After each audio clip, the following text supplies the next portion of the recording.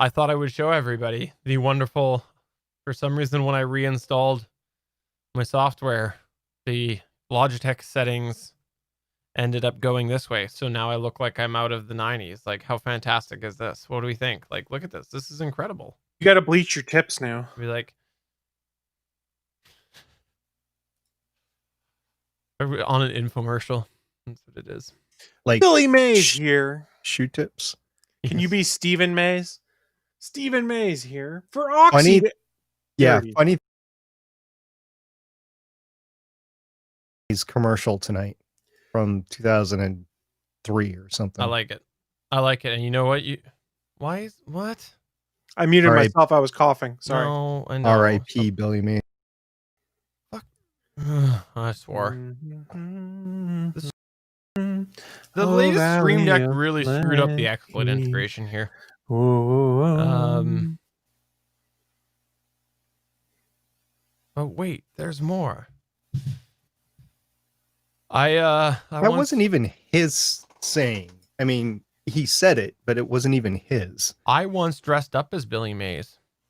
You're dressed like Billy Halloween, Mays right now. For Halloween, and I'll admit it. It was shortly after his death, and I might have had a white face and a red nose, and I might have been featured on a tool blog because of that. Oh my! Yep, go find it. It's there. The same tool blog I used to write for. Okay. Spoiler for our live audience: I used to write for a tool blog. Full time. I'm pretty sure it was there. Yeah. I'm actually. If you search for the name of that blog, space Billy Mays Halloween, the first picture that you'll see come up is me. Okay, should I just link it in the chat? Should I just do it? If you'd rather just tease us, you can keep teasing us. That's awesome. Okay. Shirt and everything. Here we go. I'll paste it in the chat. There we go. Made it on a tool blog. Like I said, it was a little bit in poor taste. And by the way, I did this before his autopsy was confirmed, and I was correct. So let me fix my color here. How'd you get the shirt? Was it was a blue shirt, and I printed it out with I was working at a place at the time that did color copying, and so I had it printed on like a sheen paper, and then carefully cut it, and that's all it was. So let me fix this here. So you learn something new about me every day. You think you know me entirely, and then I drop something like that. I know. That was after you were married. Was. What's that noon picture? It was actually on the wall. That was shortly before I. Seriously, there's a nude picture of a woman on the wall behind. There is. No, it's not nude. No, there is. No, pretty sure it's not nude, but that's okay. I'm pretty sure it was like an artsy fartsy picture of something that wasn't mine. But no, that was before we bought this place. Actually, that was that's what we were in the process of packing during that picture, probably. All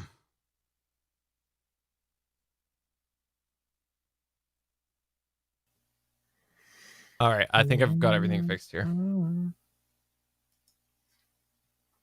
Suncast bookmarked and saved. I'm surprised I haven't actually brought it out sooner, right? Because I was pretty proud when that ended up on Toolmonger.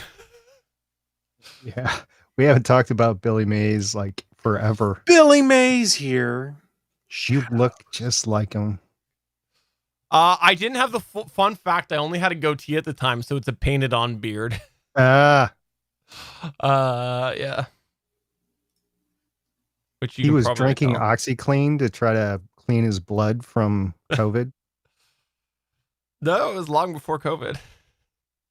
No, Kent was asking when he died of it. I'm just telling you. He's drinking the OxyClean. Yeah, I got you.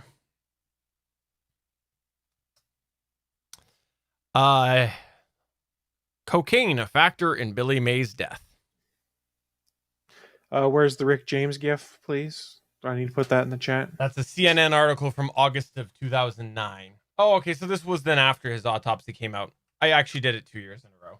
So this There you I go, know. Ken. This was There's the a second gift time. to explain what he died of. This was the second time that I did it then. Good old Chappelle's show. God, that show is fantastic. Now you got me wondering, when did he die? Maybe. Alexa, when did Billy Mays die? Billy Mays died on June 28, 2009 at the age of 52. June 28th, 2009. Okay, so this was after he died, and it must have been after his autopsy. Did was you confirmed, also but do a Steve Irwin costume when he died too? I'm still washing the blood off the carpet. You set me up for that one. I miss Steve Irwin. He was fun. He was the best. Dude loved animals. And was, by all accounts, a good, decent person. Yeah. I'm glad though that his like okay, so Steve Irwin, like, I think it's fair to comment on his death in a manner of the fact that it was predictable of how he was going to die. Like, everybody said he was going to die pretty much how he died because of By a what he was stingray? doing. Sorry? By a stingray? Well, not by a stingray, but by some form of horrible situation he was putting himself in, because he was putting himself in all of these situations that were terrible, like from a safety perspective. And yeah, but I do miss him. He was fun to watch. His kids have carried on his legacy pretty well, though. I agree. Agreed. Okay, I think I got everything set back up.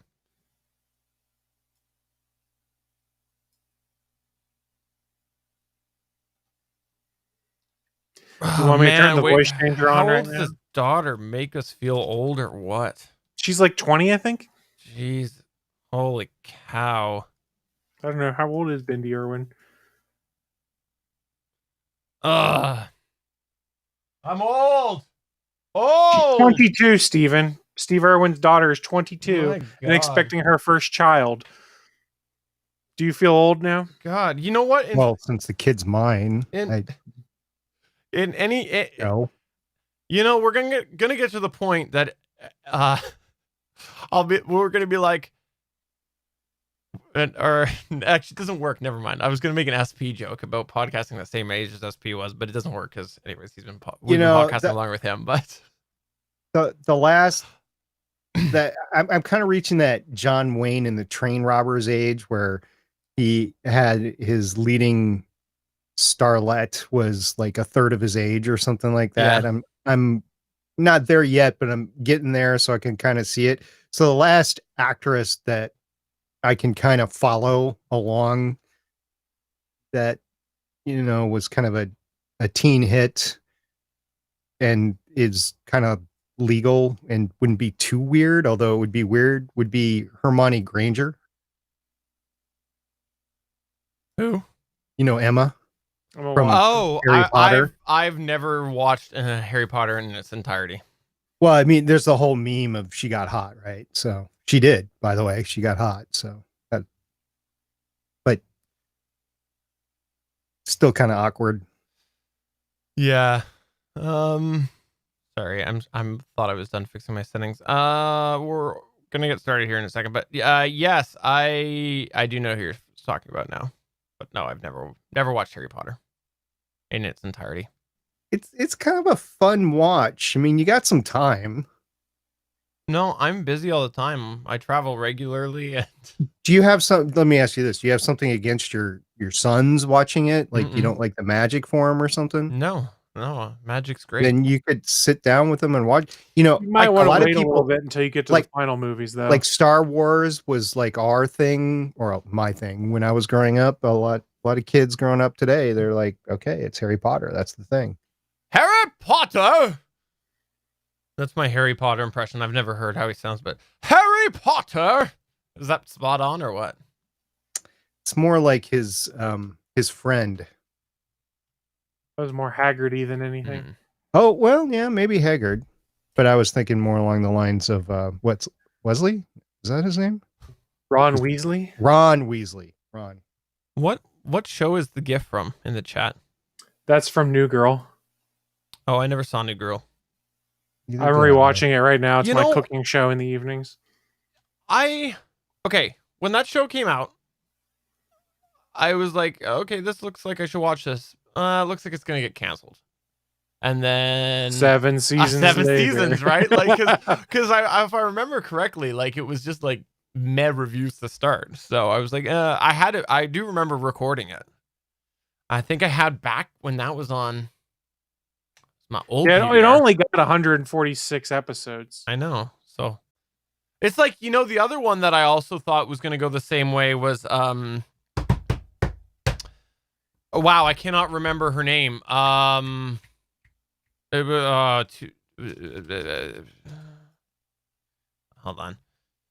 Are we gonna have a podcast tonight? Yeah, Two Broke Girls. Sorry, it is also. I never cared Oh about yeah. Yeah. I wish that would have had a big finale. That was one of I the never- ones that like halfway into the ramp up to the next season. Oh yeah, we canceled Two Broke Girls, and you're like, okay.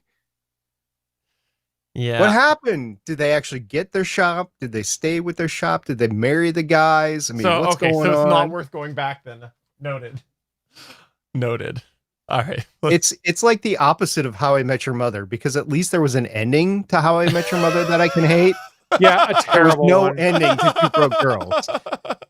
Okay, that's good to know because I did have that on my one day go watch it because I had planned to watch it but never did. It's hilarious from time to time, but I mean, it goes nowhere. All It's right.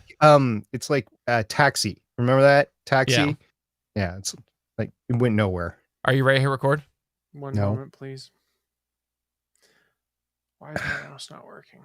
Hey JS, if you're listening tonight, hi. Oh yeah, JS. I hope you were watching because we got to have you on here sometime maybe. 3, 2, 1, record. Recording the show. All right. And singing a song. I think we're to My good. Steven. colored clock is running and it is colored red. I make no promises about my stream deck working. That's freaking update. All right, let's do this. I'll do this. Is Good and Nerdy, a geeky podcast, part of the That's Good the and Geek outro. Network. Just like the show you're checking out now. Shows on the network are individually owned, and opinions expressed may not reflect others. Find other fantastic geeky shows at GonnaGeekNetwork.com. This is the official GonnaGeek.com show. Each week, we run down the latest news and happenings in the world of geek. These are your hosts for the show, Steven, Chris, and SP.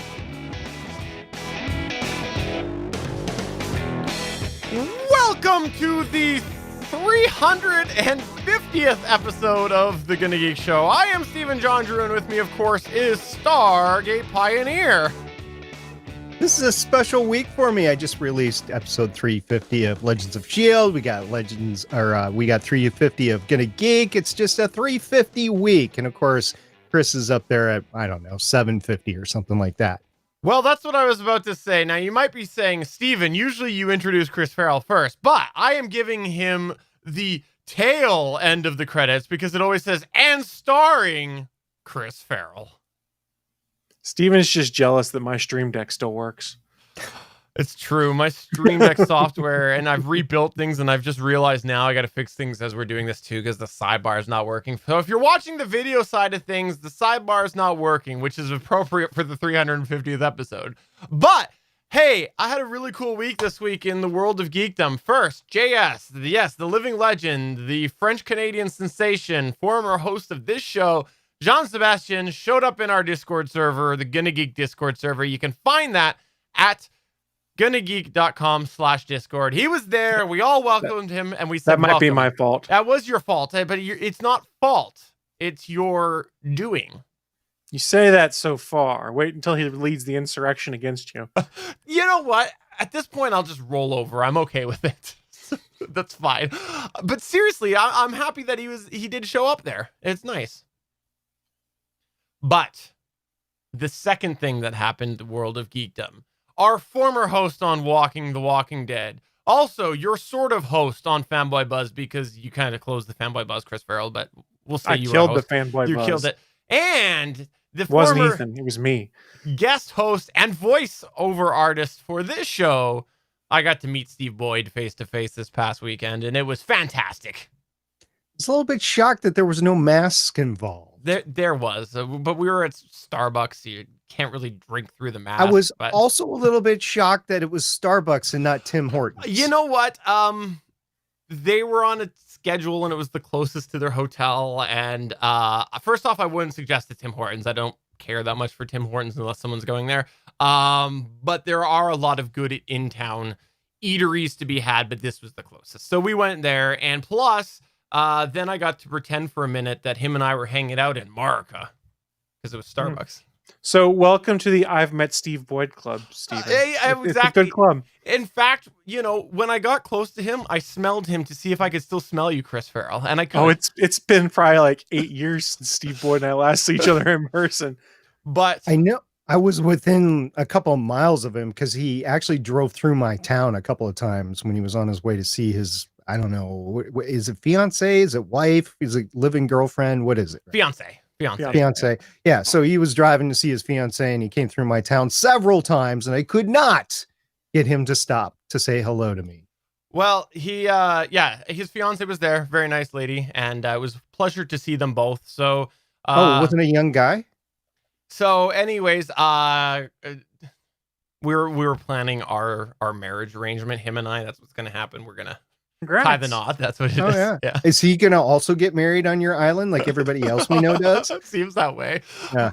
But no, that was a big week in geekdom for me. And one day I will meet the two of you face to face, and we will hug, and we will smell each other, and that's how it'll go. When I met Chris, we hugged quite a bit, didn't we, Chris? It's true. And then Willie Nelson hugged us too.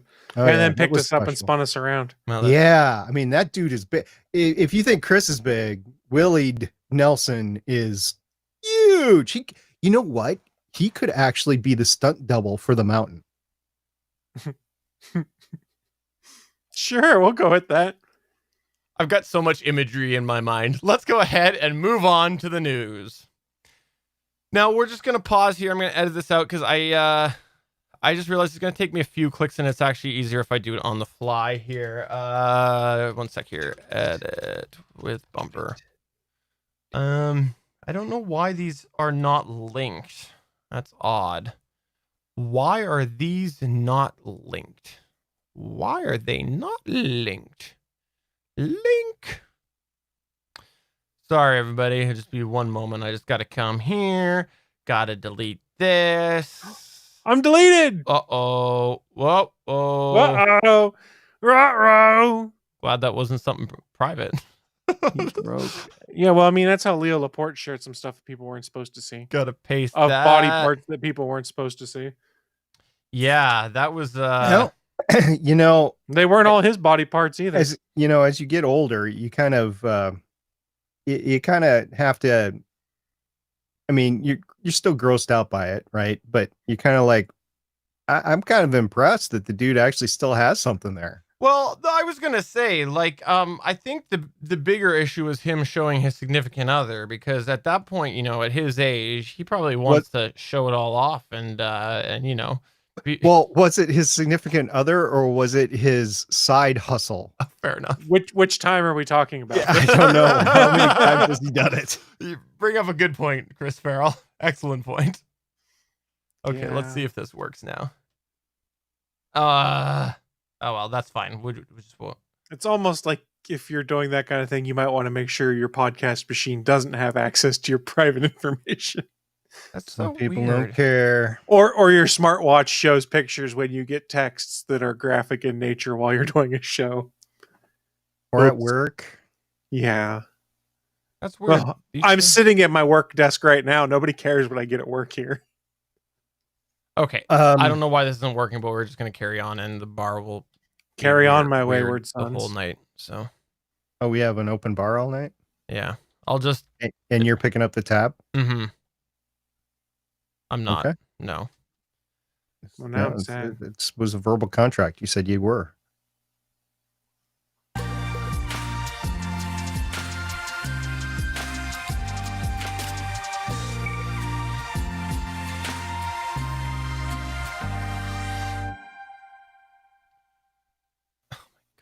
Can't. Wait. Give me a sec. I have to go and do this, or they're all going to be weird. Sorry, everybody. I tried to fix the problem and I rebuilt everything. But apparently it doesn't work that way. So odd. Hold on.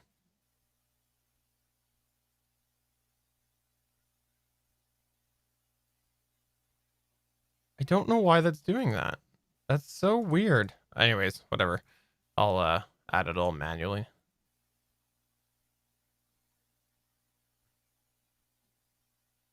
Okay, let's fix that again. Let's do that again.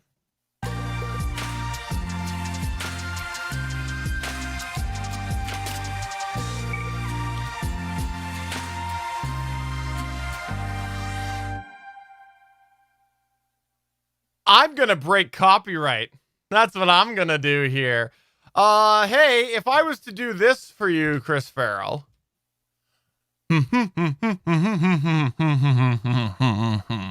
Would you kind of recognize what that was? Kind of. Yes, it's your theme song. That's true. It is my theme song. Yes. Yes. If you are wondering at home what that is, well, you've got a way now that you can detect it because Google has rolled out their latest update to the Google Music Identification Service. I saw this today and I thought, I got to give it a try. I got to see what it's all about. And now on the Google app, you can say, what is this song? Like you used to be able to do, but instead of just playing a song, you can now hum. Yes, Google has added this feature to the Music Identification Service, and I decided I would give it a bit of a test. It does ask you, when you're going to hum, it asks you to hum as long as you usually would for music identifying, which is like 30 seconds. But I gave it a shot, and I only did half the amount, and it worked fairly well. Now, the first thing I tried to do was the Jurassic Park theme song, but it was a failure. It didn't work at all. So then I thought, let's throw a few other things at it. And the first one that I did was Eye of the Tiger. That's right. I hummed Eye of the Tiger and it detected it. Along with We Didn't Start the Fire, We Will Rock You, and Aha's infamous classic, Take On Me. All of those worked well with my tone-deaf singing while humming. So I thought that this was a neat little feature that we should mention and acknowledge in the news this week because I actually think this is a really handy thing that people are going to have because how often has it been that you've had this tune in your mind and you're like, oh, I can hear it. I don't know what it's from. I can hum it. What is it? And you're just like, I want to know. Well, now you can hum it into the world that is Google, and Google will tell you what you're humming. Well, why didn't you Rickroll yourself? Can't do it, but I should have Rickrolled myself, yes. So the better question is, it works. How do you do it, Stephen? If I were to want to try and hum music and have it recognized by a Google machine, can I use a Google Assistant on my Google Home? Do I have to use my cell phone? Do I have to bring up some special web portal? I honestly heard that this happened, but I haven't looked up at all how to do anything on it yet. So I'm glad you brought the news up. Well, all you got to do is you just got to, if you've got a Pixel, you say, hey, G word. Or if you got the Google app, you open it up and you push the app button if you're on another device and you go, what is this song? And then you start humming away once it gives the prompt. It's as simple as that. That is cool. Can I use it on my iPhone? Yeah, I think you can actually, because I believe that it is part of the Google search app. So if you've got that on there, I believe you should be able to, because I think the Google app works with the what is the song feature. Doesn't it on iPhone? Probably, because it probably ties into the same back end that the Google Assistant stuff uses, because that's effectively the workaround if you're using an iOS device is you go through the Google app to do anything you would normally do on Google Assistant. Yes, it actually does say that it is currently available for iPhone users in English and Android in more than 20 languages. So there you go. Have you tried it with the Muppet Show theme? I one theme that I didn't work at all. so I wasn't about to try other themes. Have you tried it with the MASH theme? I want to do it right now, but maybe we'll do it during your news, and I'll report back. Have you tried it with A-Team? Oh, okay. I'm gonna do it. All right. Mute your device. I'll mute your device. Have you tried it with Full House?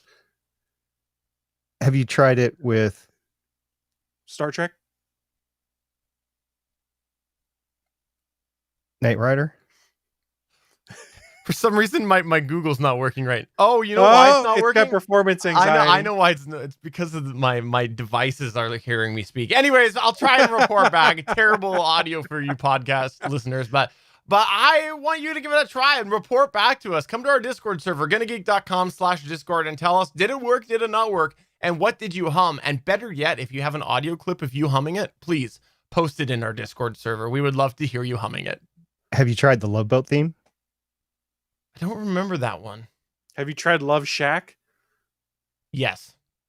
No, I didn't. All right, well, let's go on to the next news point. That's as simple as my news point was. Roller Coaster of Love. I just wanted to mention that. I thought it was Brady cool. Bunch. Chris Farrell, why do you want to talk about Among Us?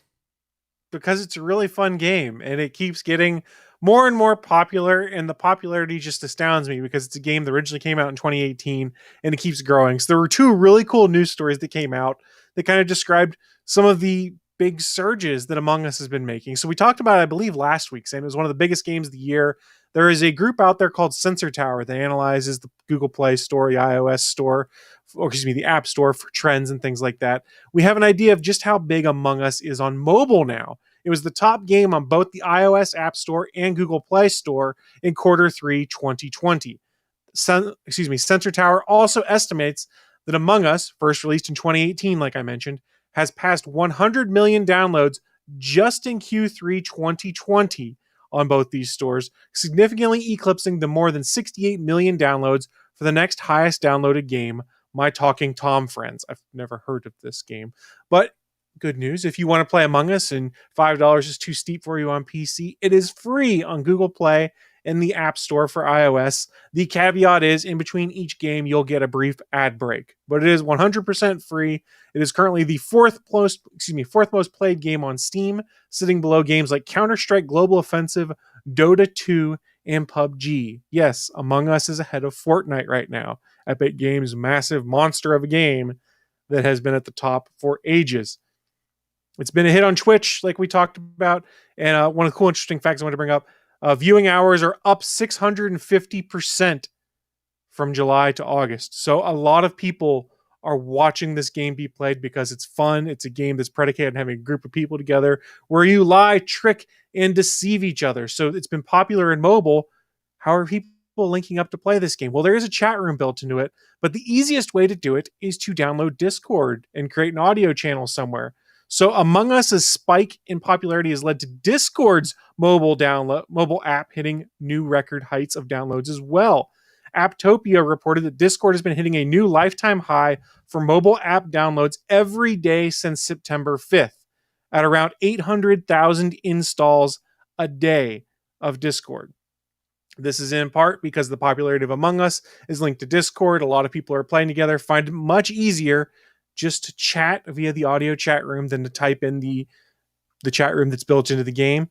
And it's pretty cool to see that as this game grows, it brings more and more people to Discord, gets people to potentially go and join a channel just to play the game and then hang around and check out some of the other channels on there as well. I think it's pretty cool. I am just astounded by how far this game continues to grow, and I find it a bunch of fun. So I just wanted to share it with folks. You know, you seem really obsessed with this. That sounds sus. I am sus. I'm always sus. I have not had a chance to try this yet. I feel like at some point you'll have to entice me to come on in and give it a try. I'm not sure. I feel like I'll be murdered. Well, that's the premise of the game, is that there is one or more imposters who are supposed to kill everyone else in the game or sabotage the ship so that it blows up, and the human people are supposed to try and save the ship and figure out who the imposter is and kill them. So it is fun. It is a game where you literally are lying to people because you're like, well, I was in this room and I was doing this task, or you literally frame someone else for committing murder. It's really fun. And in the pandemic times we're in right now, we played twice last week with a bunch of folks from the Gonna Geek Network and some friends of mine. And it was a blast to put in a couple hours, a couple nights last week and just socialize with people in a different way than we've been getting to do. Like, I really enjoy getting to do podcasts with you guys and things like that, but it's not quite the same as just kind of kicking back and screwing around and playing a video game for a couple hours. And it was a nice welcome break from the day to day of work, clean up the house, cook dinner, watch some TV, do it all over again. So I enjoyed it a lot. I've got a problem here. So what's that? This was Just one. You were supposed to murder people virtually in the game. That's why he's wearing a red shirt. I misunderstood that. For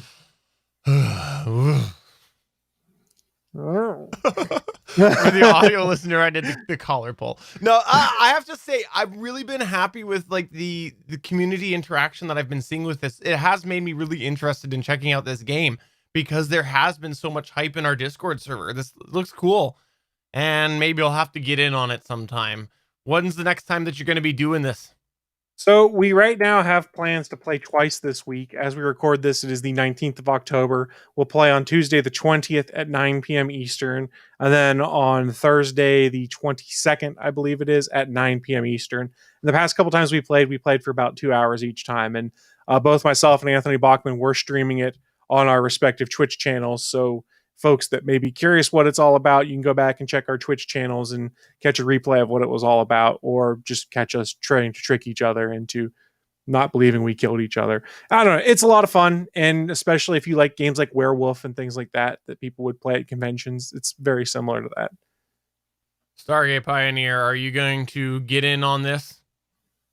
Sadly, this started to poke up right when I was starting to play Squadrons. So I'm going to continue to play Squadrons. I've downloaded it both on Xbox and PlayStation. Got to say, I kind of like the PlayStation interface a little bit more. And I've heard the virtual reality is pretty good on PlayStation, even though I don't have any. So that is what I've been doing instead of Among Us. But everybody else that I talk to has been playing Among Us. So does that mean that you are not able to play with me on Xbox if I do end up getting it on Xbox? Among Us or Squadrons? Squadrons. So it's multi-platform, so it doesn't really matter what platform you're on. You're playing through EA. Okay. Which that's not this Among Us story. That is I know, Squadrons. but you brought up Squadrons, so I thought I did about Squadrons for a while. Because I've been having fun playing it. I might suck, but I've been having fun playing it. All right. Well, bottom line is my understanding is that whenever Kent is in the game, he is the killer. That's my understanding. He's always just in the game. It's also me too, I think. All right. Well, I look forward to seeing what other apps this somehow ends up bringing to the top of the app downloads, because that's two random ones that you would never have guessed. And one side note, it is not available on consoles at this point in time. It is only available on mobile and PC. Okay. Well, let's go on to the next news story, which I hear there's a treaty to do with the moon. Moon pie, perhaps. Ooh. It's been a while since I had some moon pie, so I'm hungry for it. I know where I'm going after this podcast, although I can't because thanks COVID, the grocery store hours, it's closed by the time we're done here. Anyway, this past week, 8 nations signed a U.S.-led treaty dealing with the moon for lunar exploration, not exploitation, and beyond. So it's not just the moon, it's anywhere that we want to go, asteroids, Mars, other planets like Pluto, so on and so forth. So this I found in space.com. It was an article written by Mike Wall, and he said 8 nations have signed the Artemis Accords, which is a set of principles outlining the responsible exploration of Earth's nearest neighbor, NASA officials announced Tuesday, October 13th. The 8 nations include Australia, Japan, Luxembourg, Italy, United Kingdom, United Arab Emirates, and the United States of America. Those are the 8 countries that signed the accord. Yes, we held our ground. We didn't sign. Canada said, no, you can take that and shove it where the sun don't shine, which is not the moon. missed that. Canada actually did sign the Artemis Accord. Oh. And the moon's not real, Stephen. Well then, never Made of mind. cheese. Never mind. Moon cheese. So cheese. with the signature, the path is now clear for those 8 nations to now participate in NASA's Artemis program of crewed lunar exploration. Now, Artemis is a program that aims to land 2 astronauts near the lunar South Pole in 2024 and establish a sustainable human presence on and around the moon by the end of the decade. Now, it doesn't say what decade, but I know from past news stories that it's by the end of this decade, the 2020s. NASA Administrator Jim Bridenstine said during a call with reporters on Monday, October 12th, that the Artemis Accords serve as a preamble to bilateral government-to-government agreements that participating nations will sign with the U.S. Those future agreements will lay out each country's specific contribution with the Artemis program, while the newly assigned accords, quote, establish norms of behavior and rules for space operations, unquote. So, Stephen, this means that you are now, by your country's signature, bound by established norms of behavior. Well, the good part of all of this is that I actually live in Jandrutopia, which is separated from Canada. So. Funny note, there is a guy by our family lake house that has seceded himself from the United States. That's awesome. It's a whole thing. We'll have to go into it at some point in time. Anyway, signatories to the Artemis Accords affirm, among other things, that they will conduct all space activities peacefully and in accordance with international law, help protect space heritage, such as the Apollo landing sites, publicly release scientific data in a timely manner, render aid to astronauts who need it, and make their hardware and other systems interoperable to maximize cooperative use. Now, I will admit that this last one first time I read it, I didn't read it as interoperable. I read it as inoperable. I was like, why would you want to agree to make something not work with something else? But it was interoperable. It wasn't inoperable. Anyway, so yeah, this is pretty cool. And the article goes on to say that this interface was with the Outer Space Treaty. It gives operational constructs to the Outer Space Treaty, which was signed years and years ago, and the Moon Treaty as well. So this is in accordance with previously established space law. It's neat. I have thoughts on this. And I think that it's something that we are gonna hope works out. And I'm pessimist. Okay, I'm okay, very. So skeptical. You're thinking the last episode of Space Force? Is that what you're thinking? Okay, no. Well, I think that I'm skeptical that everybody's going to agree to the intention of this agreement. Everybody's going to follow through with the intention of this agreement. You're skeptical that will happen? I believe that, I'm skeptical on the people actually following the intention of this agreement. Okay. That's what I'm very skeptical of Canada actually following through with their commitments here. Ooh. Yeah. But I also fine, you want to go there?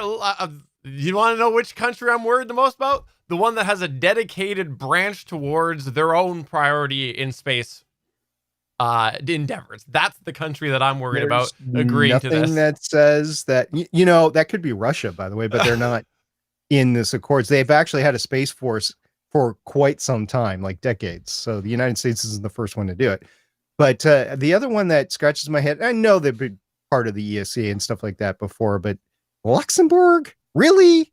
Luxembourg? Yeah, I hope this all works out as intended, because we need some really good worldly news right now. And there's not a lot of good worldly news right now. No, and this wouldn't take effect until at least 2024. And I'm going to guess that first mission is going to be all US. I'm just guessing it's going to be all US. Now, the Gateway space platform that they're going to put in orbit around the moon will be multinational. But that first landing on the moon and the Artemis program itself will be US led. So I don't know. I don't know what they're planning. Maybe it's like the US and their rides to the ISS aboard the Soyuz. Maybe it'll be like that. Like, y'all pay us X amount of millions of dollars for a ride or something like that. I have no idea. So we'll see how this pans out. Why would we pay you? Wouldn't we just go to the actual company that's providing the actual ride up there? due to imports and exports and international law, I honestly don't know if that would be legal or not, but I would think that if you're trying to commercialize space and space transportation, that it wouldn't matter who you paid to do it as long as it got to the company, right? And that money was transferred, just like you getting on an airline. Doesn't matter that you're paying the government, although a significant part of it is taxes, but you're paying the airlines. Yeah, it seems interesting to me. Like a company would go into, like SpaceX would go into a space exploration situation privatized and not have a plan to be able to appeal to more than the states. I don't know. But I don't know. I'm not the space guy. I'm not the rocket scientist you are, so I defer to you. So a more important question we need to pivot to: has Suncast decommissioned the secret NASA moon base yet, so that nobody finds it? I know he's already 95% of the time on Mars now, but I would assume that the base on the moon's a problem.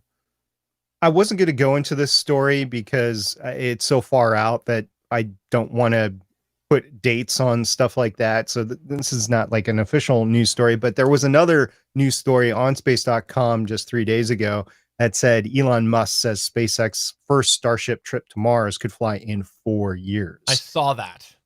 Mm-hmm. Better get the welcome cookies ready, Suncat.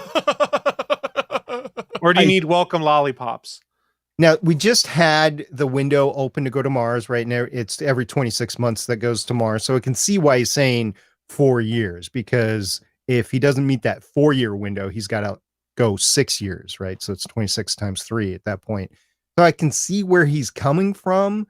And he has experience in getting stuff done that I thought wouldn't get done. So it's not impossible. It's just so far out in the future, I don't want to feed into that frenzy right now. Well, and his quote was, quote, "I think we've got a fighting chance," end quote, in regards to 2024. So yeah, of making that. Well, I think we have a fighting chance of making that second Mars transfer window was his entire quote there. So it does deal with the Mars transfer window. I would agree that he has a chance, but I wouldn't say that chance is above 50% right now.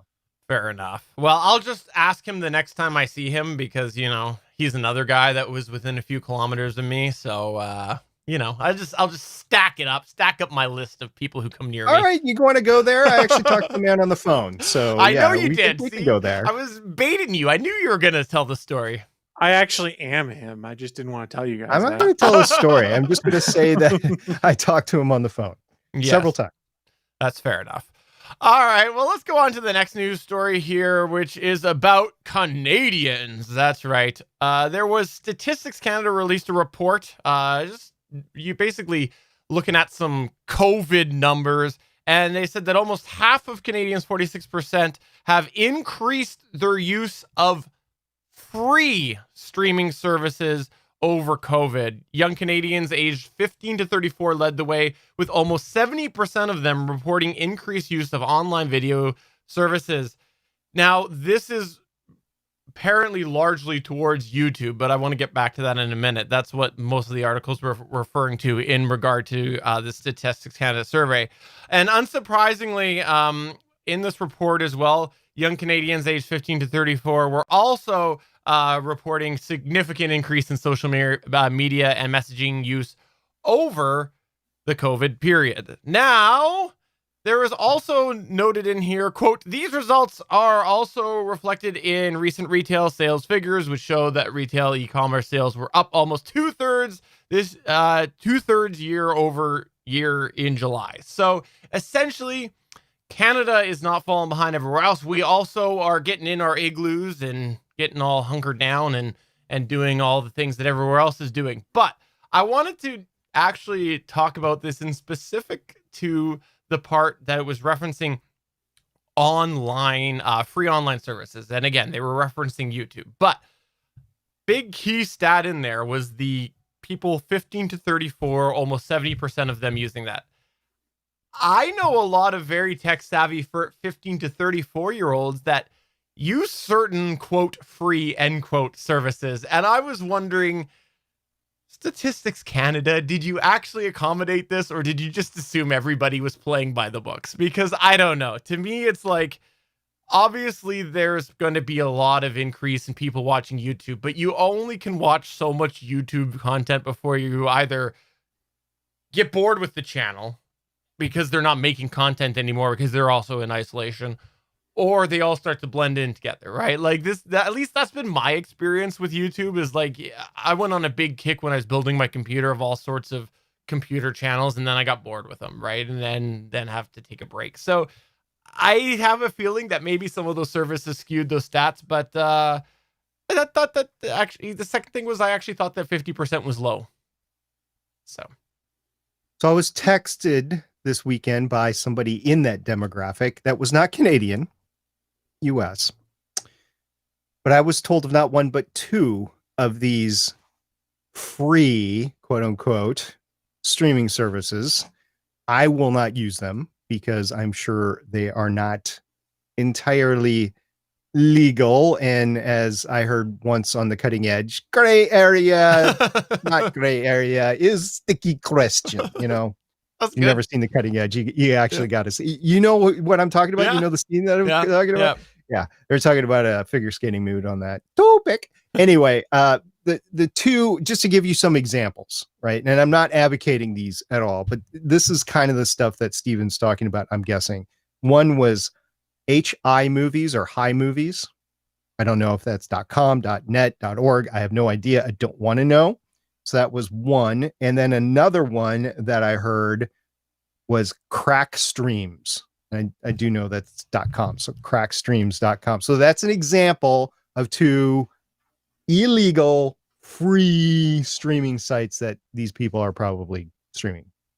That's interesting because I can't put my finger on the one that I've heard several people also. And anyways, I've heard several other people talk about, but it wasn't those two. So there's another one that's fairly big. Well, there's all sorts of these things. They're going to pop up all the time. It's just like file sharing services used to pop up back in our day.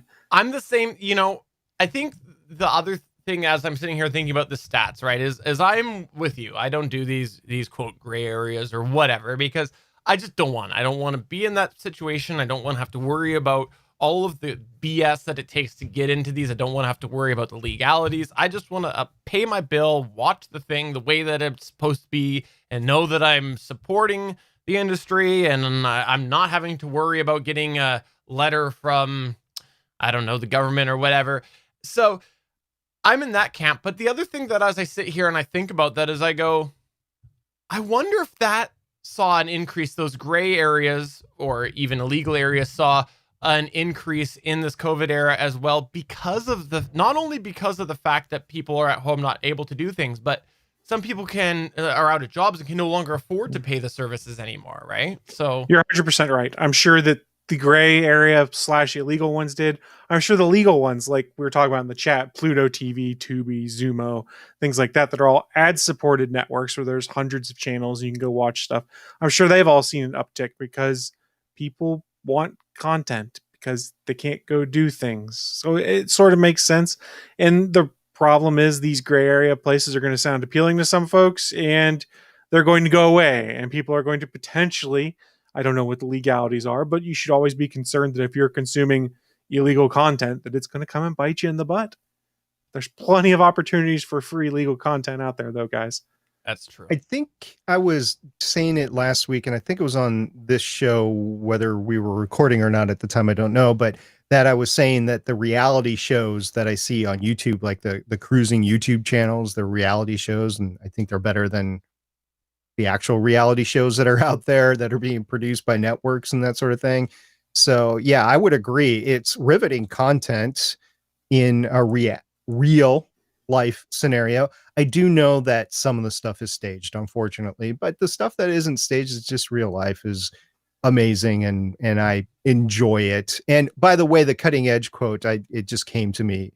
It's legal is illegal is gray area. That's the quote. That's what it is. Yeah.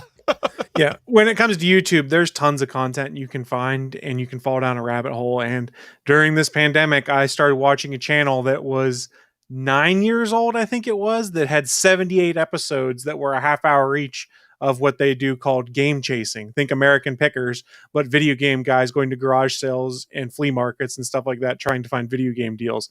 And it was strangely entertaining and compelling, and I enjoyed it. And it brought me to a whole new section of YouTube I hadn't seen before of other people doing similar things. So you can find stuff, and YouTube's discovery tools kind of make it easy to pivot into new things once you find something that scratches that itch. The real problem is once you're done with that, trying to get back to where you were before, if you hadn't been subscribing to things, your YouTube algorithm's all jacked up then.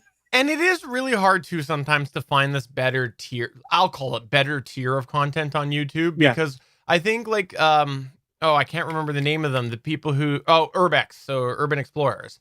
I subscribe to this channel called The Proper People. I'll give them a shout out. Yes, I watched that one too. They are fantastic. Really good production value. Like, they deserve to be on television, if I'm being honest here. Like, they are really, really good. But there's a lot of crap Urban Explorer videos out there, right? So, and I like The Proper People because of the fact that they do have such a high quality of production. Like, they'll bring drones with them when they travel and get, lots of B-roll shots. It looks fantastic, but I then will be recommended something that's just a guy with a camera swearing for 30 minutes.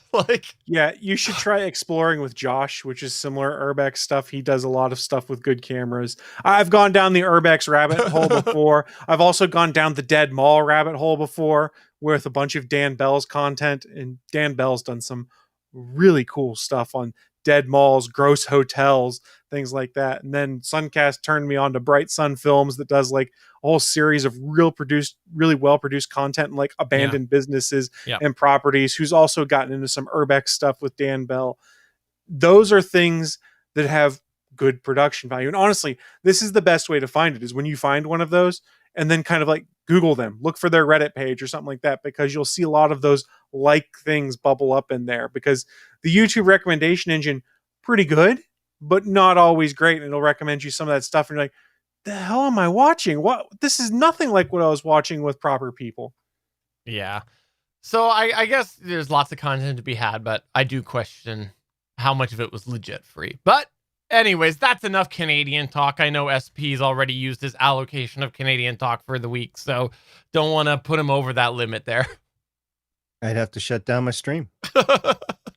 All right, so there are some changes with Tesla happening and some fun changes in price.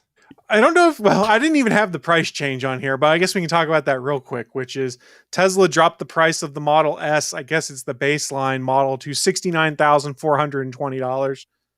I don't get that. Explain that to me. Well, 69 is a gag that I'm not going to explain, and 420 is a stoner gag. So 69, 420. Say that again. 69 is a what? It's a gag I don't want to explain. If you watch South Park, that's a number that comes up and you always see the police go, nice.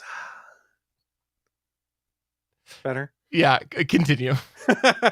So, yes, they did drop the price on the Model S, and it's partially to compete with another EV brand that's out there that had put their Model S competitor at a cheaper price, like $71,000. All still way too expensive for me, but we do know I'd kicked around, and I talked about in chat before, kicked around the thought of potentially getting a Tesla one day, a Model 3, potentially a pre-owned one. Well, there's two big changes that Tesla made just recently as we get near the end of Q3 financials being due that kind of have a lot of fans scratching their heads, and Elon fanboys are already rushing to defend him, so it doesn't really matter. The internet will back him, but the rest of us who are a bit more objective kind of go, what is Tesla doing on some of these? So, no, I'm just kidding. Look, no one's going to be getting more Elon fanboy hate than Rich Rebuilds on YouTube, who, go watch some of his stuff where he's rebuilt Teslas, and then the hate he caught when he stopped rebuilding Teslas because he was bored with it, because it was the same thing day to day, and then dared to have the audacity to build something with a gas engine. Oh my God, they gave him so much hell. But that's neither here nor there. Interesting channel, though, side note. So one of the things that Tesla did remove, and I will quote Electric as they called it, they removed their, quote, ballsy, end quote, no questions asked 7-day return policy that Elon Musk had been pushing as a show of confidence for the automaker. So if you're not familiar, over the last few years, Tesla had updated its return policy to enable buyers to return their vehicles within 7 days of taking delivery virtually with no questions asked. This caveat being less than 1,000 miles on the odometer and no damage done to the vehicle. What the thought was, especially while we're in a pandemic, you're not going to have a chance to go to a showroom, go test drive one, things like that. Or maybe you're sold on it, but not 100%. You could get it and turn it back in for 7 days, get all of your money back. Well, they've discontinued the policy, and it just wasn't announced. It was their support page online, removed all mention of it, and then linked that page that originally talked about it to just a generic support page with no reference to the policy. So Tesla hasn't officially announced anything about this policy changing, but it is nowhere on their website anymore. And it's interesting because it's something that Elon Musk had trumpeted as being, hey, here's one of our differentiating factors when it comes to Tesla. And if you want to find out why, it's real tough to do, because Electric also pointed out that just recently Tesla dissolved its public relations department, making press inquiries and things like that incredibly difficult because there's no dedicated people handling press information requests now. Yeah. That saves you some money, I guess, getting rid of this return policy, getting rid of your press inquiry or your public relations department. But that is not the only thing that changed. No. And this one was also stealthily done and people noticed it, is you could buy pre-owned Teslas directly through Tesla. Those pre-owned Teslas, most of them offered either a 2-year or a 4-year warranty. And this was generally on Model S and X vehicles. Tesla changed the policy. There's now only a 1-year warranty on these vehicles covering 10,000 miles, whichever comes first. 1 year or 10,000 miles. That's strange and also a weird thing to change. The used car warranty is being offered on top of a new car warranty, which benefits anyone buying a more recent used vehicle from Tesla. But for anyone looking to acquire a used Tesla made in 2016 or later, they'll see their warranty protection severely eroded. And what this was you got the rest of the battery warranty. It was either that many years or 100,000 miles of warranty for the powertrain and things like that. But yeah, they changed that overnight. And with no public relations department, it's not advertised anywhere. So people just find out when they go on the page and go, wait, what the hell? 1-year warranty? They've certainly made it less compelling for someone to be like, well, if I want to dabble and get my toes wet with a Tesla, let me start out with a pre-owned one. Well, I'm not really getting crap all for warranty from Tesla now. So in the past 18 months, I bought 3 pre-owned vehicles, one for myself and one for both the girls. And in all those cases, the used car market is pretty much the same. You usually get the remainder of the factory warranty, whatever that is. And it's not all the time. Not all car manufacturers do that, but the ones that I bought are like that.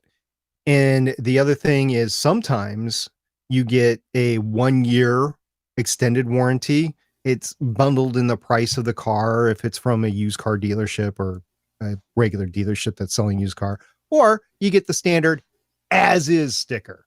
Mm-hmm. Right. So I actually don't think this is out of line from normal cars. I'm 100% with you. I am becoming someone who's really quickly ready to dog on Elon. I think he's done a lot of really good things to help move us as a society in certain directions, both with space and with electric vehicles. I think that there's been a lot of things that he deserves credit at.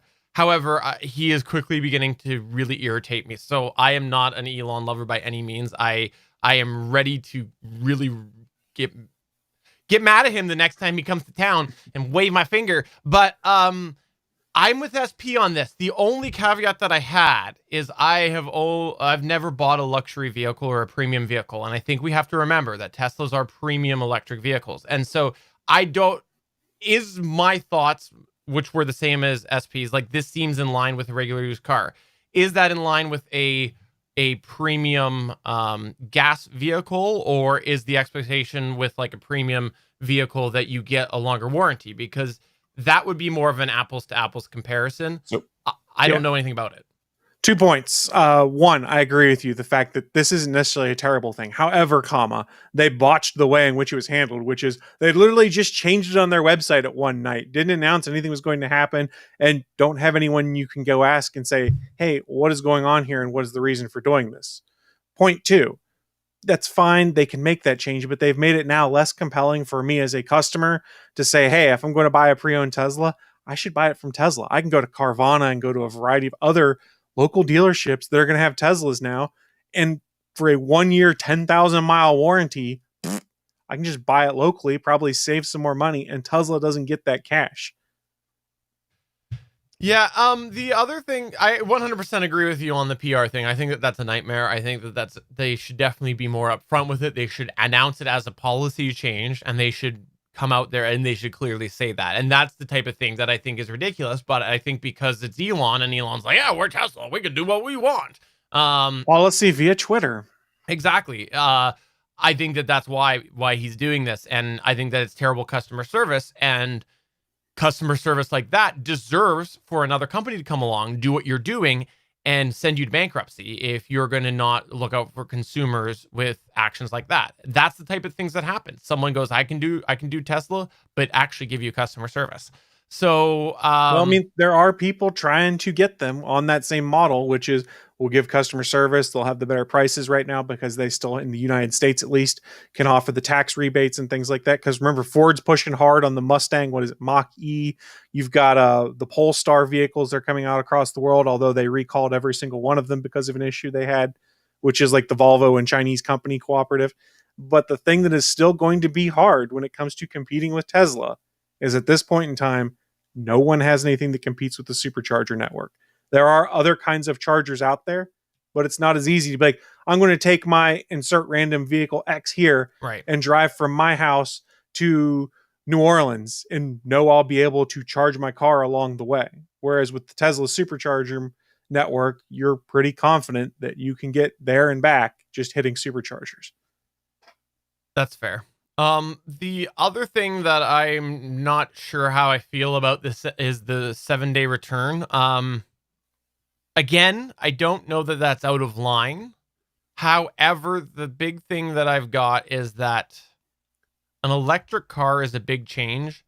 I think I don't necessarily disagree with them getting away from that, because once a car is sold and registered in certain areas, it can't be resold as new. And so like that is a huge problem just from a paperwork perspective, right? So I don't disagree with it, but if they had, again, I would have liked to have seen what they said with the announcement. Maybe they were going to be like, okay, well, we said nothing. That's the problem. Exactly. Again. If they had gone, okay, we're going to stop this, but we understand. So if you want, you can take it for a 2-day, like we're having a 2-day loan program where we've got a separate, loaners there that you can take out for an extended period, before you buy, sort of thing. Right.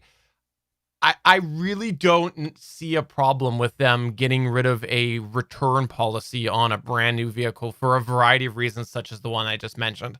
But so most states, is so bizarre.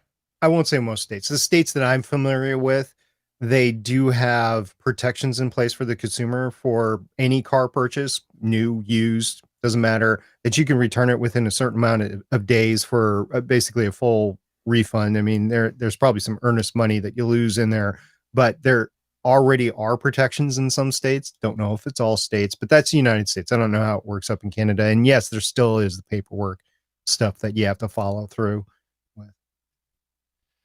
The other question that I would have with or thing I've heard, at least with Tesla used vehicles, is the transfer of whatever you've bought as a service package, like a software service package that might or might not be compatible with the new user. Like you might sell the car because it's got these features on it, but they're software features.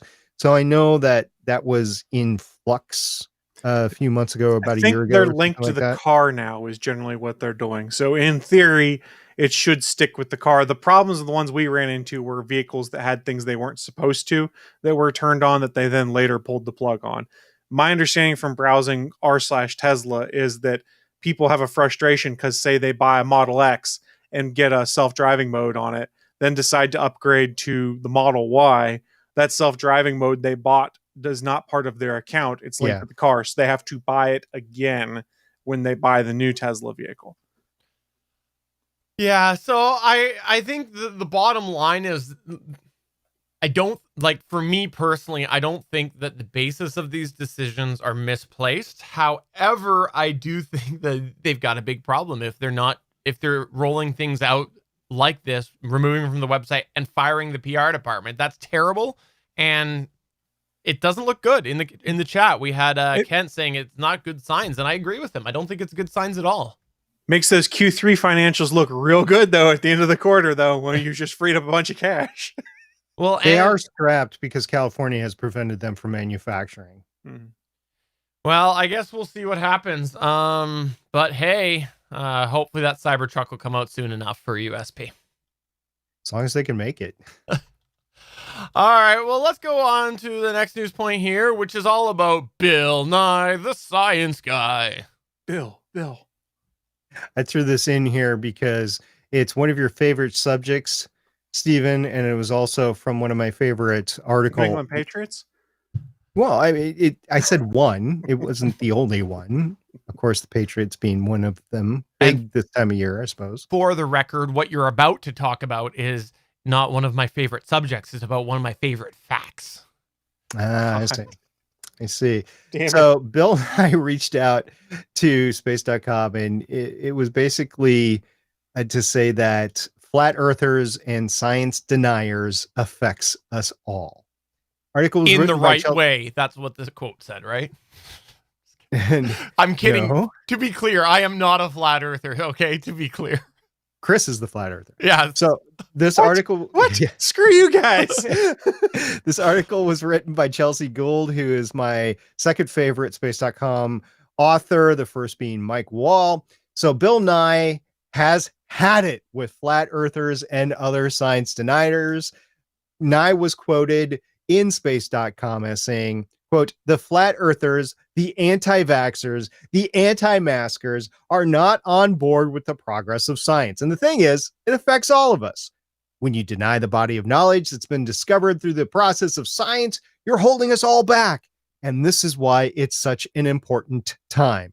There are people running around in the United States or in the world on the electric internet." Bill Nye, that's great. Electric internet. "Thinking out loud that the earth might be flat." What? It's the 21st century. Just that anybody would even joke about it is weird. And so this anti-science movement that we have in the United States, well, in the Western world right now, is bad for everybody, unquote. Now, Nye went on to reference the importance of a number of science advances, including relativity. Quote, "Your mobile phone depends on Einstein's theories of both special and general relativity to get the right answer, to get it to work. And so we take all that for granted," unquote. Nye added that we also depend on the science behind genetically modified food, which stems back thousands of years and is as advanced as ever today. Quote, "I just like to remind everybody, farming is not natural. If you stop farming, it goes back. The land goes back to something else. So this is all science," unquote. I like the special shout out as well to masks in there. So I will just make sure that I put on my mask in this October Bill's honor. So happy Halloween. This is that the type actually of kind mask, of looks right? like Bill Nye. I'm for the audio listener, I'm wearing a Halloween mask, but no, Bill Nye always telling it like it is. Well, trying to at least. You know, you should do a show, SP, with Bill Nye. No. No. No, I get what Bill Nye was coming from, but Bill has a lot of detractors to him as well. I mean, it was great for a whole generation of kids growing up, but I just don't hang around in Bill's circles. Let's just put it that way. Fair enough. And the last thing that we just want to quickly touch on here is the Amazon Prime Days. I thought we'd take a moment to share what we saw with Amazon Prime Days, some of the things we might have bought, some of the things that we might have thought about buying, etc. I got a bit of a list here. I'll go last, actually. We'll start off, though, with SP. Okay, so on Prime Day, I was so active. I was just left, right, and backwards doing stuff with my house. I was staining the fence to my house. I power washed it and I had to stain it before it got too cold. So I spent the entire 2 days staining the fence, wall to wall, noon or morning to night, and bought nothing, nada, zippo on Prime Day. And this is where the universe got me back. My Hewlett Packard 8610 all-in-one printer print head failed on Friday. So this is after Prime Day. Prime Day was Tuesday and Wednesday. So the print head failed. So I tried to clean all the contacts. I tried to flush the inkjets. I bought a special solution to do that. It wasn't clogged. It was fine. Contacts were working just fine. It was dead. DED, dead. The print head was dead. So I now have to buy a new printer. I mean, I could have bought a new print head, but it would have been used and it would have been like $150. So why do that when it could have been something inside the printer itself and not the print head? So I tried to buy a new one. My daughter moved out to an apartment for college this year. So I bought her a printer, and it was the HP 7855 all-in-one. It's as close as I could get to the 8610, and she was happy with it. I was happy with it when I set it up. So I'm like, yeah, that's the one I want to buy. I went to go buy it on Amazon. Sold out until December. What? December. Work from home, man. What? So I don't know if they ran a deal on Amazon Prime Day maybe for it, and maybe it got wiped out or not. But then I tried to buy it locally at Best Buy, at Walmart, at Office Depot, at Office Max, at Target, anywhere. I searched for printers anywhere in the local area, even an hour away. It was either sold out or not in stock. So I'm like, crap. So finally, I ordered it at Best Buy, which I was able to order it online. But here's the fun part, guys. I know we're talking about Prime Day and Amazon, but here's the fun part about Best Buy. I ordered it, and I was given two options. I could pick it up in the store on Friday, October 23rd, or I could have it mailed to my door free of charge and get it on Tuesday, October 20th. So I would have to wait an additional 3 days if I wanted to pick it up from the store, which is in my same zip code, just like funny. 2 miles down the road. That's hilarious. And here's the kicker, guy. This is really the universe hitting me hard. Okay. I had just put brand new color and black ink cartridges in. No, that sucks. Yeah. So not Amazon Prime Day, but probably Prime Day related, because like they said, you didn't buy anything. We're going to break something. Let's break the printer. That sucks. That really does suck. And wait. There's one more. I forgot about this until right now. So Amazon, I don't know how, but the printer was linked to my Amazon account. So like Sunday, when I put it back in and I was trying different cartridges and whatever, just to see if the cartridges were what was causing the print head to fail, I put in old cartridges, and then I left it. I was like, okay, I'm done with this. I've tried about 50,000 different things. I'm just done with it. So then a couple of hours later, my Amazon show in the kitchen dinged and said, ding, ding. I was like, huh? On the screen, it said, your HP 8610 ink cartridges are low. Would you like to order some new ones? You said yes, right? No. Oh, that sucks. I obviously didn't follow the American deals because they are different in US, Amazon US and Canada. Chris, did you see anything? I was pretty good actually for Amazon Prime Day, and I didn't really pay much attention other than on Twitter. I follow at Wario64, who shares a bunch of video game deals and stuff like that. So there were 2 gaming related deals I picked up and one thing I just needed. So the simple thing I got was a 2-pack of USB 3.0 extension cables, so that when I did some rewiring of things out my computer desk, I could easily keep my Stream Deck plugged in and then unplug it when I want to, just by running the extension cable up to the top of my desk. Other stuff I picked up, Madden 20 for Xbox One. It was on sale for like $25 on Amazon. That's about the price point I'll pay for Madden based on the level of effort they put into making it new each year. So I bought that and played it. And then also in preparation for migrating from my Xbox One to an Xbox Series X, they did put on sale a Seagate 4 terabyte external hard drive. It is one of the official Xbox branded ones. Whoop-de-doo. But it was on sale. And that hard drive also came with 2 additional months of Xbox Game Pass Unlimited. And once you factored in the price of what Game Pass normally is, it made the 4 terabyte hard drive dirt cheap. So I bought that, have plugged it into my Xbox, migrated all games off the internal hard drive, and off my smaller external hard drive to that one, so that day one, when the Xbox Series X arrives, I can literally just plug this hard drive in and have a bunch of games already pre-installed, ready to go. So that's all I really bought, and I didn't really see a ton of cool stuff popping up on Slick Deals or on Wario64's account. I didn't need any new Amazon devices or anything like that. Otherwise, I'd have probably bit on some of the Echo deals and stuff there, and I didn't need any Ring cameras either. So I was relatively good this year for Prime Day. I did want to buy a solid state hard drive, but I didn't want to pay the price for a 2 terabyte NVMe solid state hard drive. We should have bought some more Ring cameras.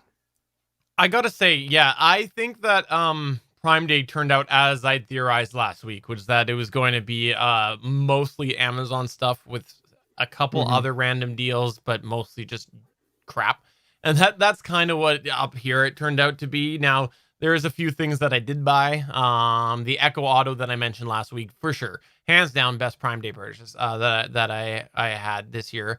It's just exactly what I need for my 2003 SUV. That's what it is. It's like there's nothing good in it. And so the Echo Auto is fantastic for hooking my basically a speaker hands-free. That's what I'm looking for. Hands-free into the audio system, and it works well, and I'm really happy with it. So definitely was good, worth the $24.99 that it cost me. And I almost bought one actually for my main vehicle as well, just to, be able to do some of my smart stuff and whatnot. But then I was going to have to find a way to store it, and I'm kind of low on power outlets in there anyways. So, our better vehicle that has the Bluetooth, but the hands-free is good enough in there. So I just decided that I would just leave it at the one.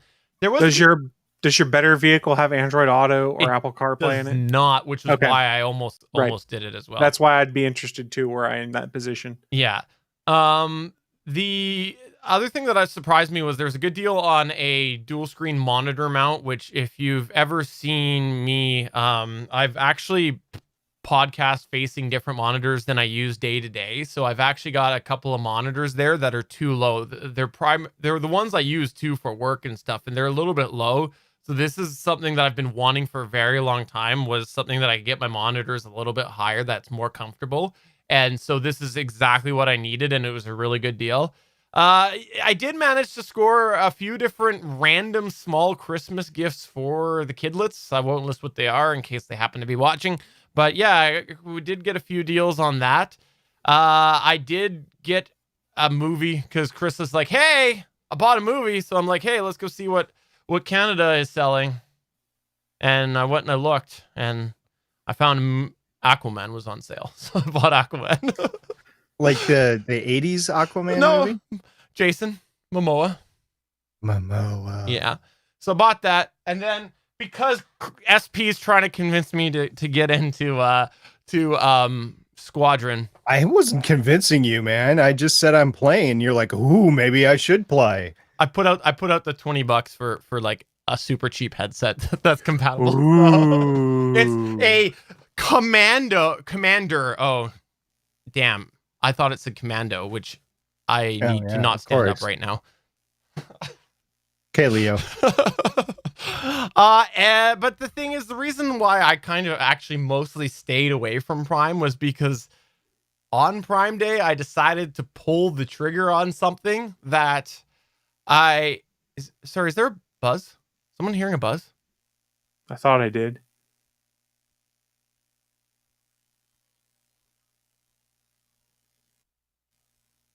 I don't know where it's coming from. I don't either. Oh, 1 sec. That's okay. We can deal with it later. Let me just write down this edit point. You have to switch screens. Yeah. Go to solo shot. And I kind of stayed away from Amazon Prime deals because on Prime Day, I saw something that made me go, I don't want that thing. But we've been talking about that thing for a while, and I know that thing is kind of crap on Amazon. SP, I did it. I bought a Shark RoboVac that has the app control, but I didn't buy it from Amazon because this is what happened. Amazon had them on sale there, and my wife and I have been looking for one for a long time. We've actually bought a couple. one of which basically got stuck everywhere, so it went back to the store. The other, which said it wouldn't go down the stairs, went down my stairs, so it went back to the store. So we've been wanting to for a while. So this has been on our list for a very long time because we have 3 pets. We both work full time. It's just like, this is something that we have been wanting for a long time. And so I pulled it up, and another vendor actually had a good bundle on one that was Shark. And so a little bit cheaper than the Roomba, but it had the mapping technology. It has the app technology. And just today, SP, it finished doing the map because it doesn't do the map right away. And so I thought I would tell you, SP, I know you've been wanting, I'll give you a little preview for the video side of thing. You can see it built a map, and then I just had to label. So, you know, it's cool. it does have the it does have the mapping technology. So is that an island in the kitchen that's white? Exactly. So for the audio listener, there's a little bit of a spot in my kitchen that it's white, and that's just because there is an island that it went around. But which specific model did you get? Because there's several available. I'd have to look it up. It was the Shark IQ something or another. But it had one of the things that I decided to do. The ones that's like $500. That one? Yeah. Okay. So, is it a self-empty model? It is, and I decided to do that because of the pet situation, and and the ones that I was seeing on Amazon, aside from like the $100 ones, which were like, if you look at reviews, they're junk. They weren't that much less. They weren't that much less than this one here, and so I actually bought that early on in the day. So I went, okay, I got to restrict myself now for Prime Day, and so I didn't really watch Prime Day much because I made that decision early on in the day. But it was just seeing that on Prime made me go, oh, I should take a look and see what else was around. And, you know, it kind of ties into what you were talking about, SP, last week, was that other vendors were going to be having some things to be around. And so I thought I would mention that on here, that you were right. Sure enough, there was other deals to be had elsewhere. Yeah, I'm still looking for a deal on it. I'll probably get something on Black Friday that weekend. That's usually when I start buying stuff. So I'm not 100% in on it. There is something I got to wait and see, because there is a chance there could be a, yes, it's got to go back to the store moment with it, but we will see. But at the moment, it's a hell of a lot better than the cheaper one. Not super cheap, but the cheaper ones that I had tried last year. Because again, I got 3 pets, one of which is a huge dog. My wife and I both work full time, and it is something that is going to be a huge saver for us with those pets. I mentioned it to the girls last weekend, and usually, you know, when I mention something that's house related, it's the typical wife thing that you get, like, oh no, don't get anything for the kitchen or stuff like that. And actually, the future son-in-law, he chimed in too, and they were all like, ooh, that sounds cool. We'll see what it looks like at your house. And the one daughter, she has a cat, and the other daughter is a nurse, and she's like uber clean. So I think this would work, except for she's got 2 other roommates, and her roommates have locked doors. So I don't know how the vacuum would work in that type of environment, but we'll see. She might be sold on it. I don't know. So I thought I would mention that. Wait a minute. You can, once you map it out, you can tell it not to go in certain rooms, right? Yeah, in theory, you can tell it to. Well, you tell it what to do. So when you go to run it, you select which rooms. Like it for the Shark, it's toggles of which ones to include. So yeah.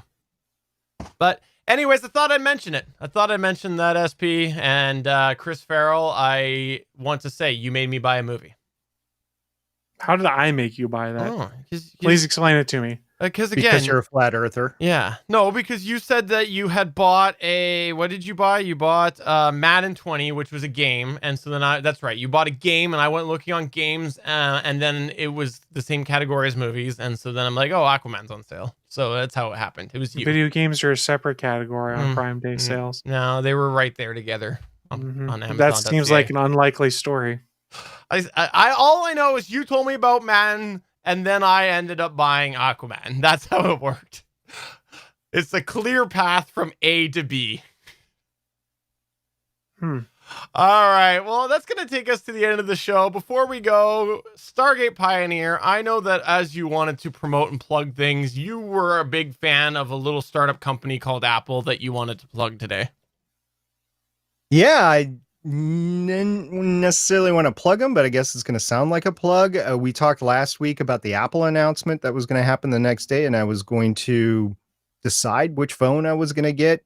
They released the Apple iPhone 12 mini, the Apple iPhone 12, and the Apple iPhone 12 Pro and 12 Pro Max. And out of all of them, I had to do research afterwards. I watched the whole thing, and I'm actually disappointed at Apple because they didn't differentiate between the capability differentiation of the 12 Pro and the 12 Pro Max. So I'm going to say Apple failed there. That's just my opinion of the announcement, but I did the research and 12 Pro Max is where I'm going to be. So I have to wait till November 6th to order my phone. Still deciding on whether I'm going to get whatever gray thing or the blue green. So one of the two colors I'll get. So you also, though, put your pre-order in for your Apple TV as well, right? I did. I went ahead and, when an Apple TV 6th generation didn't come on sale, but a 5th generation did, I was like, okay, time to pull the trigger. Yeah, no, thanks, Prosser, for the expectations that there would be a new Apple TV in 2020, because he tweeted sometime this past week that there will be another Apple announcement this year dealing with computers or something like that, but there will be no Apple TV. Like, the one thing that I was looking forward to this year, you took it away from me. Way to go, John Prosser. You failed. Prosser! It's all your fault. Okay, yeah, the iPhone announcement was actually it was terrible compared to the production that they had in their last event. Like, I totally gave them compliments up the wazoo the last event that they had. This one, they had a whole section where they did exactly what I credited them for not doing last time, which was they stood in an auditorium, the auditorium they would usually have this on, with the camera going back and forth, the slow pan as someone's on the stage. And last time I said they could have done that. They didn't. They put production value into it, and they did that for a good section. And it just wasn't as fluid as the other one. Like, it was not as good. I don't know if it was like the last hour. They're like, okay, we can't announce this. I don't know. It just didn't look as good as the last one by any means. As for the pricing, also, I seem to recall somebody indicating they would be cheaper, and they did not land cheaper. I'm not going to say for sure who it was, but I know that the rumors were that they were going to be dropping this year. And no, at least on the Canada side of the border, the Mini, which is smaller than the standard phone. So like last year there was the 11, the iPhone 11 was the bottom end of the 11 series. Now there's a level below that called the Mini. The Mini is more or less the same price that the 12 Mini is the same price more or less as what the 11 was last year. So essentially the prices have all gone up. So it's, I don't know, disappointing. I was hoping that they were going to ease it down a little bit, or maybe be forced to bring it down a little bit because people's budgets are so tight this year, but is what it is, I guess. I'll be saving $100 off of the SX Max price when that came out. But also, there's not 1 terabyte of storage in there, which I don't know between the two. Oh, we could go on about that too, because we could. Let me just quickly say that I made it clear on here before. I think that what they're offering, which is up to 512, I think that's more than enough for most consumers. However, the 12 Pro and the 12 Pro Max, they marketed it towards, or was it just the 12 Pro Max? It was one of the two. They completely marketed towards professional video. They had their whole segment. The release was all around it. Soon as you do that, if you're not offering an excess amount of storage and you're gearing this towards professional video, so 4K video, and you only have 512 on that, and it's not removable storage, and there's not an easy way to transfer that off, sorry, you failed. If you're now making this a use case, like you're marketing this towards a use case as pro video, come on. Yeah, there's a couple of things in the announcement that I want to bring up since you bring up that. First of all, they did show an iPhone 12 underneath a 4x4 vehicle going up a unimproved road, like a rocky road. And I'm just thinking, yeah, one rock, and that iPhone is toast. So not a very legitimate use of the iPhone. Yeah, cool video, but yeah, not really a smart video because the thing's going to get taken out. The other thing was they did have good production value when they went into the lab and they were talking about the technical specifics of like the chips on all the stuff that they were talking about. So I'll give them kudos for that. It's the one kudo that I'll give them. The other thing is the lady on top of the Cupertine apple donut on the roof.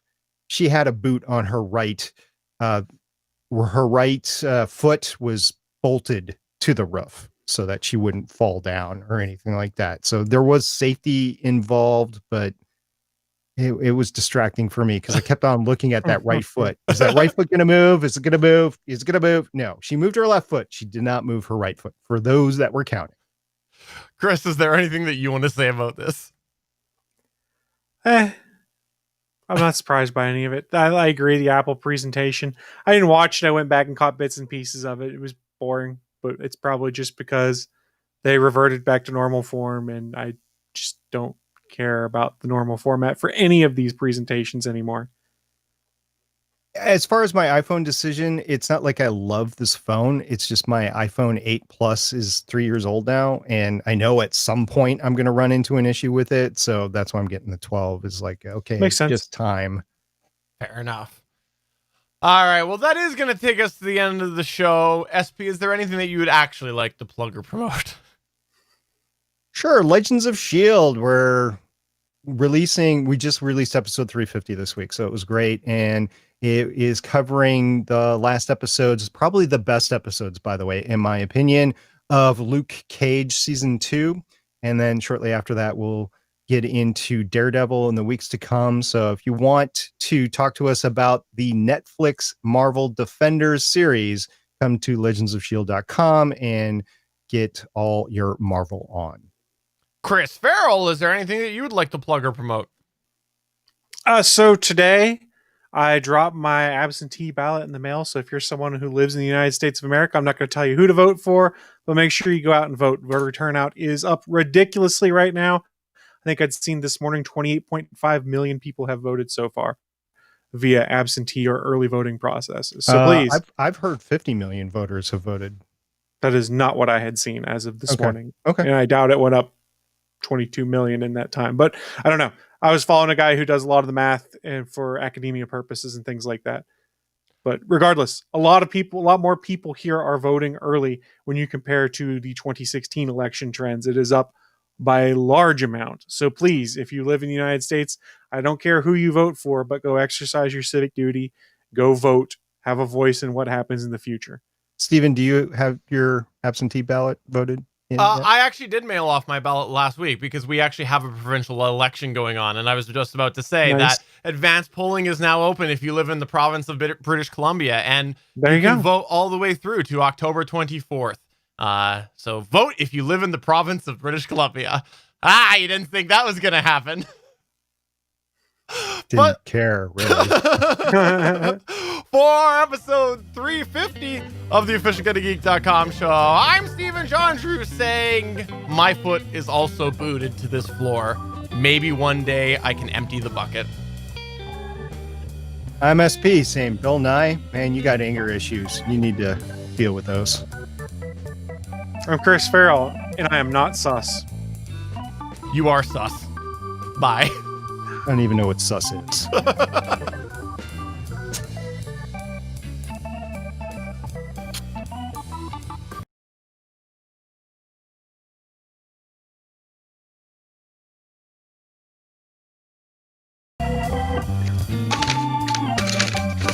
What's going on over there? Episode of the official GonnaGeek.com show.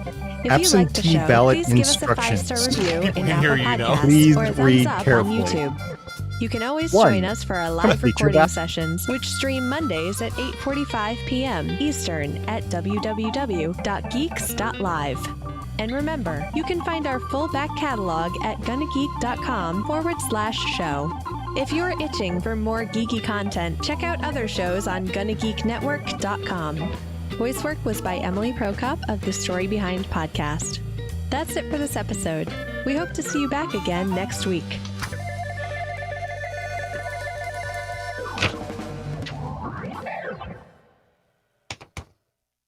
Thought the damn buzz came back. Sorry? I thought the buzz came back, but it didn't. Yeah, there is a buzz coming from your end. Because I muted you here. Hold on. Do you have something that's not hooked up that came undone? Nope. Yeah, I'm not sure. I'm sure you'll hear it afterwards, but it's like as soon as I mute your frame in OBS Ninja, it goes away, but it's whatever.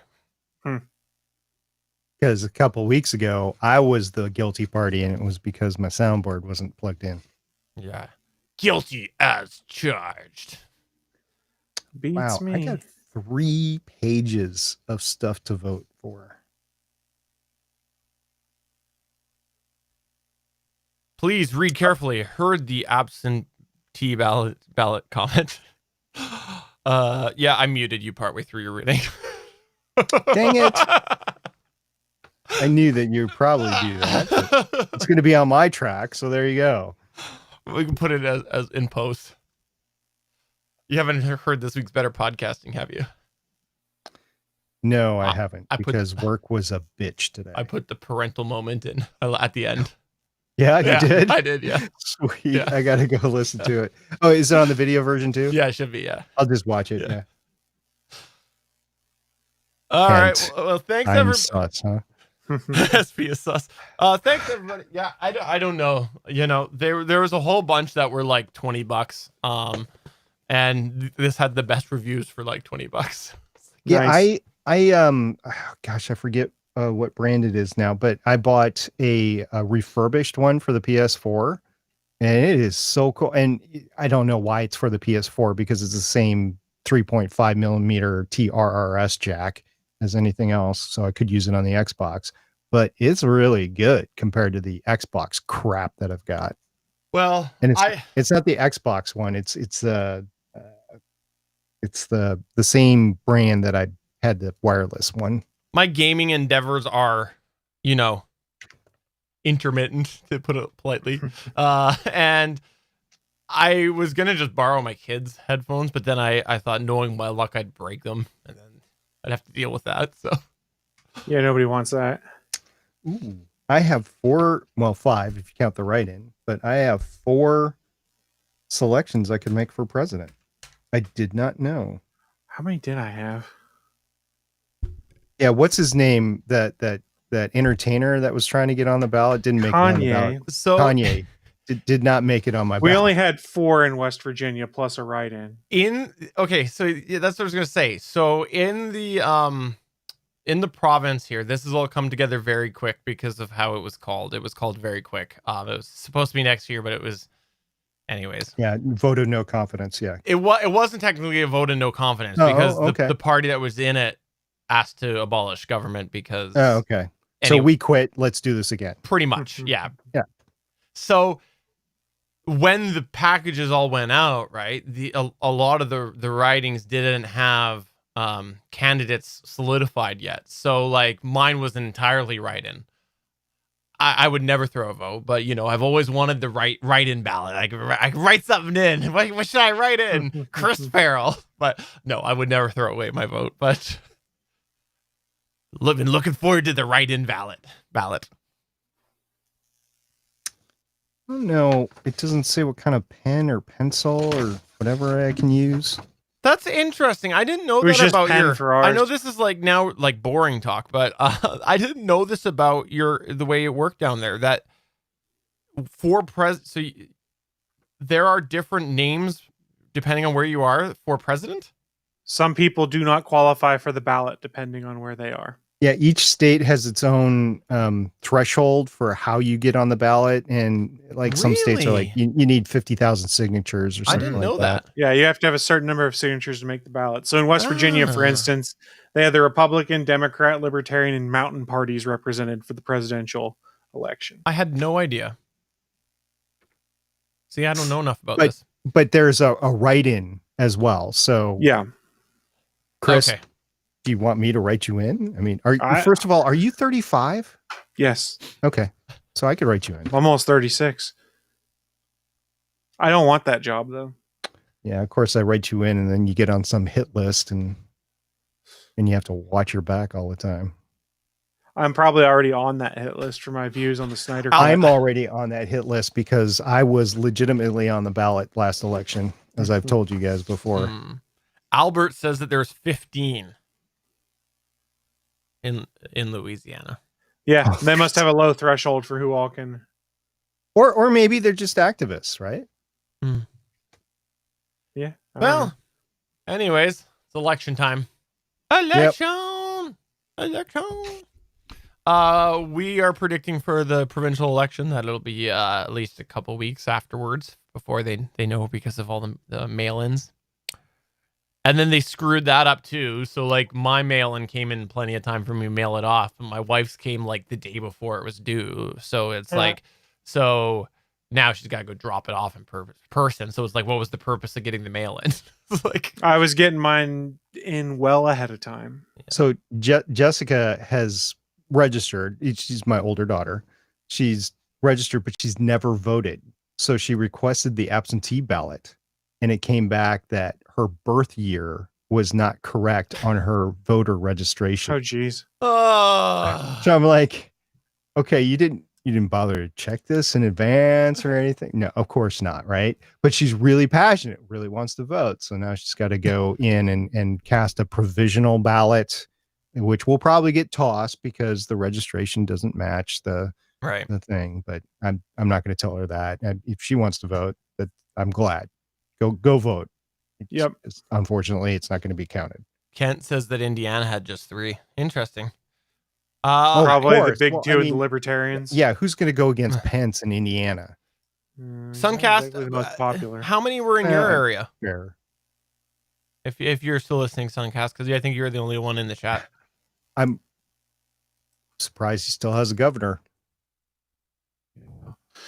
Yeah, Virginia governor was targeted too. Yep. No, Suncast, I don't think he's there. All right. Well, anywho, thanks everybody for coming on by. Tomorrow there'll be another Better Podcasting live chat. We hope to see you then. And hey, if you want to chat with us or be sus, come to the Discord server at betterpod or goodandgeek.com/Discord. Love to have you over there. And also maybe Christian make a separate channel for it. You want a separate channel for it? Sure, I can make a separate channel for it. You don't have to. You can use the gaming. Like, nobody's talking gaming. Feel free to use gaming, but that's where I'd put it. But I can put another one. If you want a separate channel, go ahead. Well, it's up to you. Doesn't matter to me. If it was me, I'd keep it in gaming. But whatever you want, man. All right, don't matter. I did make a separate voice channel for it, so we weren't tying up into the other ones. I accidentally have gone into that and it like activates. And I'm like, oh God, can people hear me? It's like you click on turn it. Off your mic. Well, I know. I obviously managed to get out of it, but and a new Mandalorian trailer dropped during Monday Night Football, evidently. Ooh. They still have Monday Night Football. They've never stopped. Okay, before we go, I will comment on this. I am a Pats fan. Pats fans will blast me for this comment. Really? I don't agree with them moving the Pats game from last week because I think that whole. I think that they need to treat COVID as injuries, and the thing is, if you're gonna start moving games, it's gonna manipulate like the season and more than usual. And What's your threshold on the number of players that are out? I think that's fair. Okay, I think that there is a I don't have a threshold. I have to decide that. But when we were talking, like, I think it was 3 players. Like, I know that they were. I don't know. It was like 3. It just was odd to me, and so I don't know. I mean, these people, they have a I roster really of 53, right? Sorry, is that the pro roster? It's 53, right? Yes. Yeah, I think so. 53, and then they have a practice squad, and I have no idea how big that is anymore. It used to be 6. I have no idea what it is 6 or now. 12, something like that. Yeah, something like that. So conceivably you could bring somebody up from the practice squad, but I think, and I don't know what team it is. I want to say the Titans. Like, the entire practice squad had to quarantine because they were exposed to somebody. Exactly. Like, I think that that's a different situation. I I worry what's going to happen here with the NFL if they're constantly going to start sliding things like a week out, and I just think that it's going to make for some really weird schedules towards the end of the season, and I don't know. Well, yeah, it's NFL 2020. players, At least you're getting football. That's true. You are a football fan. I am not, but you are a football fan, so you like watching your football. At least you get your football. It's true, but I like football, but I am firmly of the camp that I think that all professional sports should have been canceled this year, all of it. Well, the bubbles proved effective both in hockey and basketball. That is true. Yeah, that's fair. That is fair, but I still think that I don't know. I think that it's unnecessary. So that's what I think. It's all about the money. Yep. Exactly.